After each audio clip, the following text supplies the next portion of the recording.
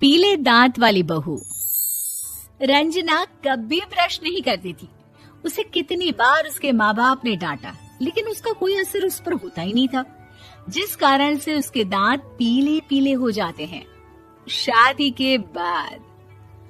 अरे बहू, वैसे तो तुझ में कोई कमी नहीं है, पर तेरे दांत इतने पीले कैसे हैं बेटा? कैसे मतलब? कोई सर्जरी थोड़ी ना कराइए। वो तो क्या नाम, मैं ब्रश नहीं करती थी तो पीले हो गए। अब क्या करूं? आप कहें तो लाल करवा लूं या फिर काले? यार ये क्या है, क्यों माँ से लड़ रही हो? लड़ रही हूँ? अरे मैं लड़ रही हूँ या ये बोल रही है कि दांत पीले हैं, पीले। अरे तपस्या थोड़ी ना की है इन्हें पीले करने के लिए। बकायदा ब्रश नहीं किया है 20 साल तक, तब जाकर। छी, कैसी बात कर रही हो? ये उस वक्त तो पीले नहीं थे जब हम लोग तुम्हें देखने आए थे। अरे तब साफ करवा लिया होगा डेंटिस्ट के पास जाकर। अब देखो कैसे पीले पीले लग रहे हैं। रंजना सास की तरफ गुस्से से देखती है। फिर शुरू हो गई पीले पीले पीले। अरे पीले तो तब भी थे जब मेरे हाथ का रसगुल्ला उड़ा उड़ा कर खा रही थी और बोल रही थी, लड़की नहीं गुणों का खजाना दे रहे भाई साहब आप। खैर, अब वो लोग करते भी तो क्या करते, पीले दांत वाली बहू पल्ले पड़ी थी तो झेलना तो था ही। एक दिन कीर्तन में रंजना गाना गा रही थी। अरे कमला बहन, माँ का द्वार है, यहाँ तो सब शुद्ध होकर आते हैं, फिर अपनी बहू को ब्रश भी नहीं करवाती तुम। दूर से पीले पीले दांत भक्ति में बाधा उत्पन्न कर रहे हैं। अरे कोई 2 साल के बच्ची थोड़ी ना लेकर आई हूँ मैं बहू बनाकर। अच्छी खासी लड़की है, अरे कैसे करवाऊं ब्रश? ये तो उसे खुद करना चाहिए ना। अब माँ बाप तो इसके जैसे तैसे निपटा दिए, ये नहीं सोचा कि सास कैसे संभालेगी। सास बहू को लेकर घर आ जाती है, लेकिन सोच लेती है कि अब इसे लेकर कहीं नहीं जाएगी। अगले रोज बहू कहती है, अरे क्या हो गया, मंदिर नहीं जाना क्या? कीर्तन का वक्त हो रहा है।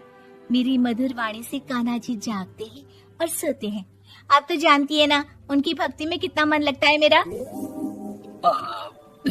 वो क्या है ना, तबीयत ठीक नहीं लग रही है मेरी, आराम करूंगी मैं। तबीयत ठीक नहीं लग रही? अभी तो मिथुन के गाने पर नाच रही थी आप, और अब बोल रही है कि तबीयत ठीक नहीं लग रही। अरे भक्ति में मन लगा लो सासू माँ, ऊपर जाना है, क्या मुंह दिखाओगी आप? हाँ? सास को बहू की बात पर गुस्सा आ जाता है। मैं क्या मुंह दिखाऊंगी, इसकी चिंता तो ना कर, समझी? अपने मुंह की चिंता कर, जो ये पीले पीले दांत लेकर हर जगह पहुंच जाती है। पता है लोग कितना मजाक बनाते हैं। ना जी ना, मैं नहीं जाना कहीं तेरे साथ। तो ये बात है, कोई ना, मत जाओ, मैं अपने कमरे में ही बैठकर भक्ति कर लूंगी। ऊपर वाला दांत थोड़ी ना देखता है, मन देखता है, भावना देखता है। और अरे बस बस, तू सब कुछ दिखा, बस ये सफेद चमकदार दांत ना दिखाना किसी को, है? जा यहाँ से। बहू को सास की बात का कोई फर्क नहीं पड़ता, वो तो जैसी थी वैसी ही रह जाती है। सुबह नहाकर किचन में खाना बनाना, फिर खाना खाना, कीर्तन भजन करना और सो जाना। एक दिन, माँ जी मैं सहेली के घर जा रही हूँ, शाम को लेट आऊंगी। हाँ हाँ तो जाना, मैंने कौन सा तेरी आरती करनी है घर पर बैठकर।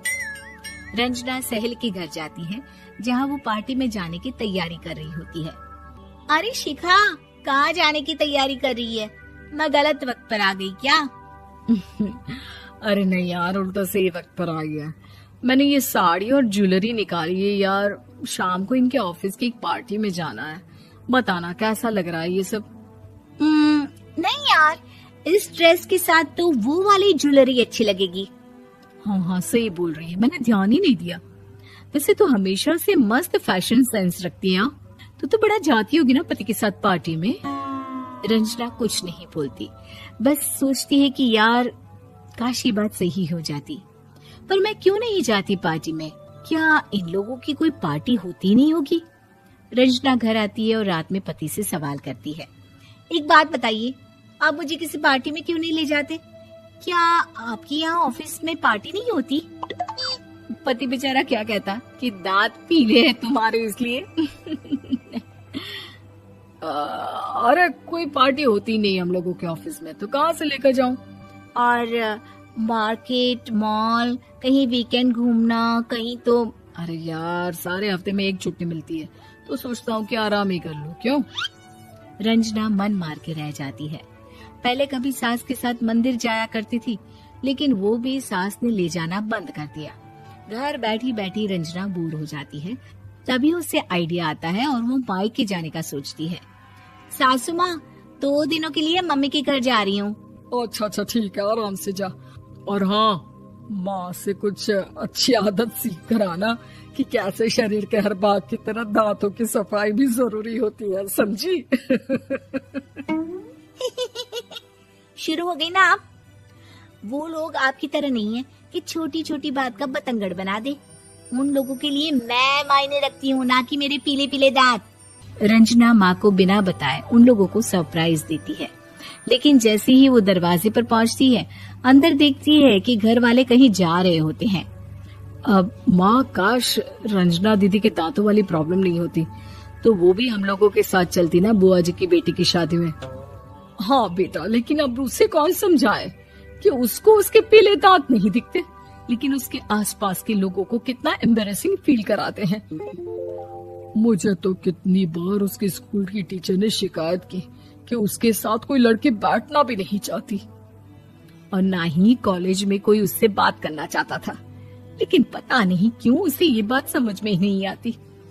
कोई कमी नहीं है उस लड़की में, बस यही कि दांत पीले हैं। वो तो भला हो जीजा जी और उनकी माँ का, जो दीदी को जैसी है वैसे ही रखा हुआ है। रंजना को अपने घर वालों की बात सुनकर बहुत दुख होता है। वो सोचती है कि वो क्या करे, लेकिन फिर वो सीधा डेंटिस्ट के पास जाती है, अपने दांत चमकाती है और कसम खाती है कि वो रोज ब्रश करेगी। अरे क्या हो गया? तुम तो 2 दिनों के लिए गई थी ना, पर कोई ना, अच्छा है, चलो आ गई तो। रंजना सास के सामने आकर खड़ी हो जाती है और पूरी स्माइल करती है, उसके चमकदार दांतों को दिखाती हुई। हैं? चले मंदिर। माँ, मुझे माफ कर दीजिए, मैंने आप लोगों को बहुत एम्बैरेसिंग फील करवाया। मैं आज से रोज ब्रश करूंगी।